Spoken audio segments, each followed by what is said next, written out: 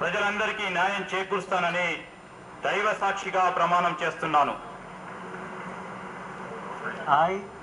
దుద్దిల్ల శ్రీధర్ బాబు అని నేను ఆంధ్రప్రదేశ్ రాష్ట్ర మంత్రిగా నా పరిశీలనకు వచ్చిన లేదా నాకు తెలియవచ్చిన ఏ విషయాన్ని నా కర్తవ్యాలను సక్రమంగా నిర్వహించేందుకు అవసరమైన మేరకు తప్ప ప్రత్యక్షంగా కానీ పరోక్షంగా కానీ ఏ వ్యక్తికి లేదా వ్యక్తులకు తెలియపరచనని లేదా వెల్లడించనని దైవ సాక్ష్యంగా ప్రమాణం చేస్తున్నాను.